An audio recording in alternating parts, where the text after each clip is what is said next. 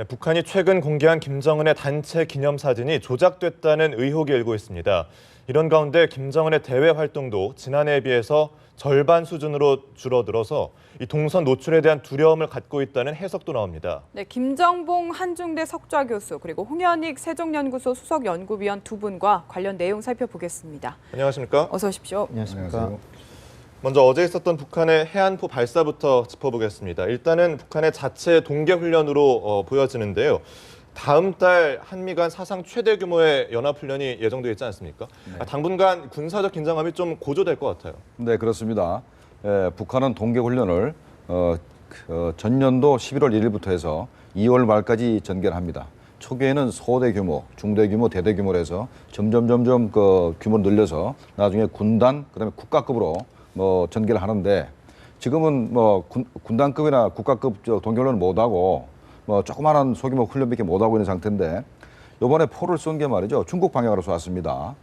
통상 보면은 북한이 서해안에서 해안포를 쐈을 때는 NL 방향으로 쏘서 우리를 자극하거나 하기 위해 쐈는데 이번에 중국 방향으로 쐈어요. 네네. 이게 이제 두 가지 특징이 있는데 하나는 동계훈련 기간 중에는 되게 내륙에서 포사기 훈련을 하는데 바다에 쏘다는 게 특징이 있는데 또 하나는 우리 쪽으로 안 쏘고 중국 쪽으로 쏘다는 겁니다. 이게 그걸 보면은 일단은 우리를 현재로서는 자극하지 않으려는 것도 보이는데 우리가 우려하는 것은 포를 쏘면서 양동작전.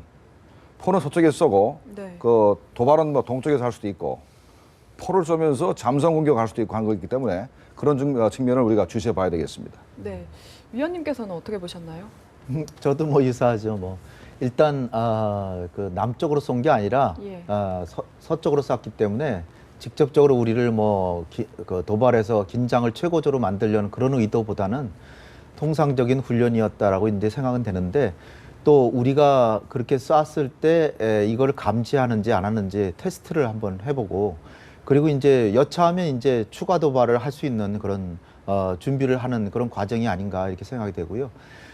우리가 바로 이걸 인지해서 이 조업 나간 어선들도 다 복귀시키고 또 대비 준비도 갖추게 하고 이런 모습을 보였기 때문에 만약 NLL을 넘어온다든지 그랬으면 우리도 보복 사격했겠죠. 근데 안 했는데 우리가 충분히 이거를 감지하고 있었다는 게 일단은 적절한 대처가 된 것 같고요. 향후에 만약 또다시 NLL 너머로만 쏜다 그러면 바로 즉흥적으로 우리도 대응 사격을 해줘야 된다 이렇게 봅니다. 네, 그리고 앞서 시작 부분에서 이야기를 했었는데 이 기념사진이 조작됐다는 네. 의혹이 나오고 있습니다. 정말 어설프지 않나 이런 생각이 들어요. 글쎄, 그 사진 보면 금수산 태양궁전 앞에서 그 장거리 미사일 쏜 거 과학자들 모아놓고 많은 사람들 모아놓고 사진을 찍은 거라서 이제 연출을 했는데 연출이죠, 연출. 예. 그래가지고 이제 여러 가지 사진을 찍었는데 보면은 그 금수산 궁전에 펄럭이는 인공기하고 밑에 그 노동당기하고 깃발이 서로 반대 방향으로 날리고 있어요. 예. 그래서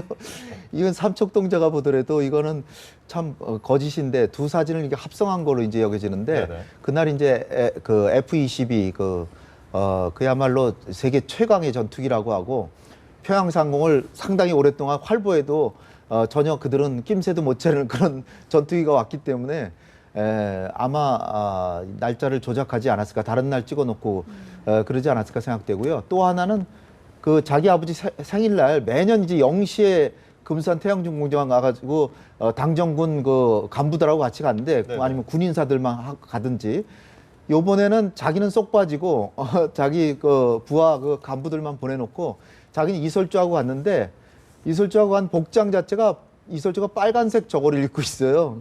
근데 빨간색 저고리는 아까 그 과학자들 만나서 연애할 때 입었던 옷인데 네네. 특히 이 어떤 그 금수산 태양궁전은 일종의 묘소인데 빨간색 옷을 입고 가는 게 안 어울리거든요. 그런 걸로 볼 때 그것도 조작했다 이렇게 여겨집니다. 네. 네. 요즘처럼 기술이 발달한 시대에 허술하게 사진을 조작하면서까지 북한이 얻으려고 하는 게 있을 것 같은데 그게 뭘까요? 자, 북한은 특히 김정은은 장군 콤플렉스를 가지고 있습니다. 그러니까 좀 군사적 업적도 없고 경력도 일천하기 때문에 뭔가 항상 업적을 만들려고 그러거든요. 그래서 대범함을 또 보여야 되고 그래서 과거에 보면은 무도 장제도라고 서해안에 있는 섬을 갈 때 조그마한 어선을 타고 들어가고 그랬었어요. 그거는 사실 국가 원수 할 일이 아닙니다.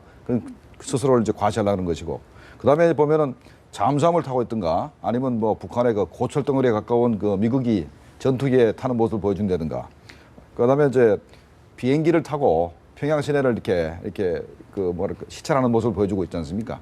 사실 그 평양 시내 정도면은 우리 백령도 상공에 있는 우리 F-15K에 공대공 미사일의 사정거리에 있습니다. 네. 근데 그런 무모한 모습을 자꾸 보여주고 있는 것은 나름대로 자기가 그 대범한 걸 보여줘야 되는데 그러다 보니까 자꾸 이렇게 전제 F-22가 와가지고 자기 모습을 나타낼 수 없는 거 아닙니까?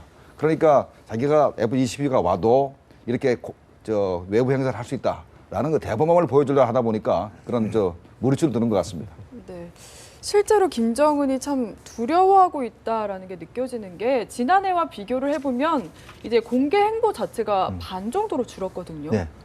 자기 아버지인 김정일이도 미국이 이제 이라크 공격하고 그럴 때 40여일 이상 완전히 숨어 지내서 뭐 신변에 이상이 생긴 게 아니냐 그랬더니 나중에 알고 보니까 묘양산 속에 들어가가지고 네.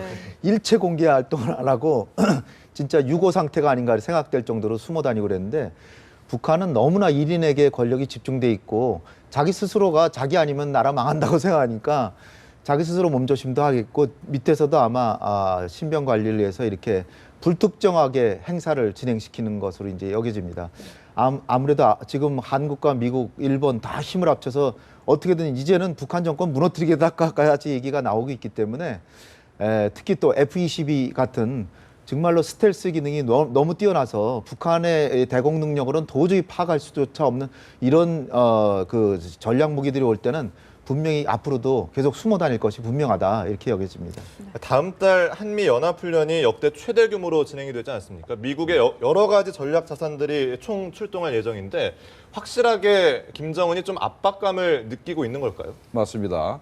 1994년도에 미국의 F-117기가 평양 시내에 들어가서 완전히 휘젓고 다녔었는데도 불구하고 그때 북한 공군에서는 어떻게 조치를 취할 수가 없었어요. 그래서 평양 시민들이 그때 굉장히 놀랬고 그래서 수시로 우리 한미 연합훈련 할 때마다 평양 시민들이 하늘에서 소리만 나면은 혹시나 미군기가 들어온다 해서 항상 그 두려워하고 도드라미 떨어졌습니다.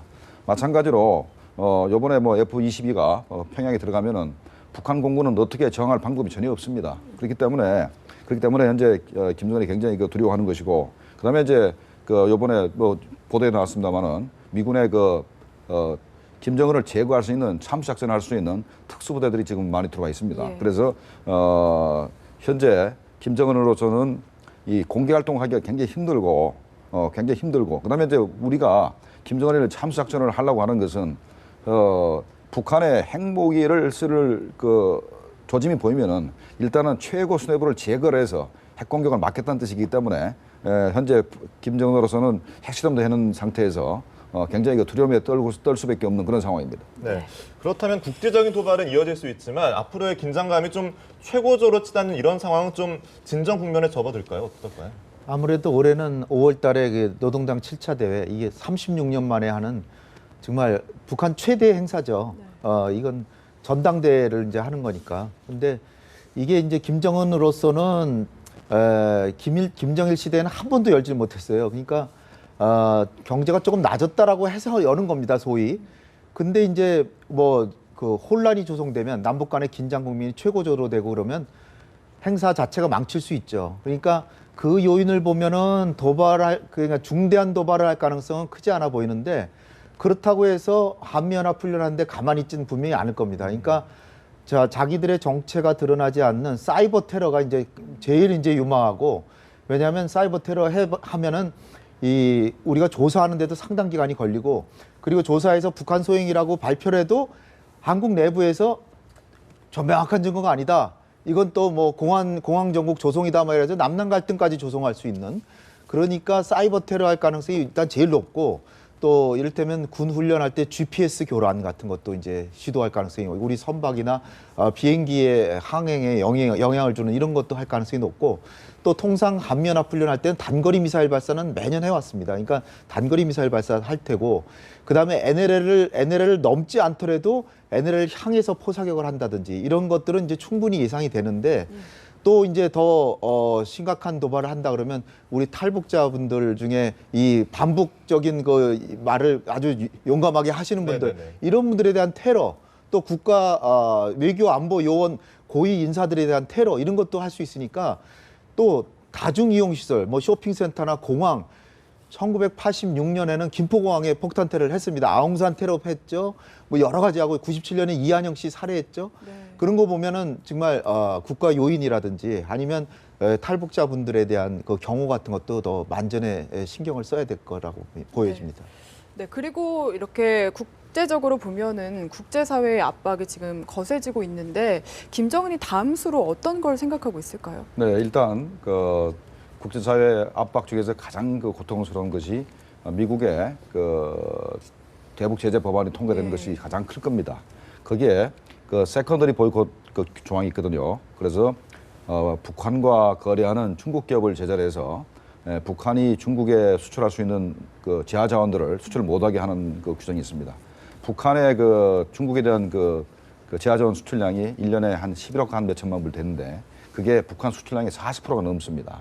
그렇기 때문에 북한이 지하 자원을 수출 못하면 굉장한 타격을 입을 거고 그다음에 이제 우리 개성공단에서 한 1억 2천만 불 들어갔고 그다음에 우리가 인도적 지원이나 여러 가지 그 남북한 그 민족 동질성 회복을 위한 그런 여러 사업들도 많이 했기 때문에 적어도 연간 한 1,000억 불 정도는 영유아 지원 사업도 있었고 해서 북한에 지원됐는데 이게 다 끊깁니다. 그런데 북한이 굉장히 그 재정적으로 압박을 받게 될 것입니다. 그래서 그러면 이 모든 압박이라는 것이 어디서 왔느냐? 원인이 북한의 핵 개발과 장거리 미사일 발달 때문에 왔다라는 여론이 북한 내부에도 돌게 됩니다. 그래서 김정은 입장에서는 대외도 대외지만 일단은 대내적으로 국민들한테 설득한 노력을 굉장히 할 겁니다. 그 핵무기 개발의 정당성, 그다음에 그 장거리 미사일 발사가 아니고 이거는 평화적인 목적에 그 위성 발사인데 괜히 그 어거지를 부려서 자기들을 괴롭힌다. 이런 쪽으로 논리를 자꾸 전개하면서 대응해 나갈 것으로 생각이 됩니다. 네. 끝으로 홍 의원님께서도 김정은의 다음 행보를 좀 전망해 주시죠. 다음 행보는 뭐 아무래도 사이버 테러나 무슨 NLL 뭐 침범이라든지 아니면 천안함 폭침 같은 거. 천안함 폭침도 이 규명하는데 거의 2달 걸렸잖아요. 그러니까 한미연합 훈련 기간을 다 지나서야 그 소행이 밝혀지는 그런 것들을 행할 가능성이 높고요.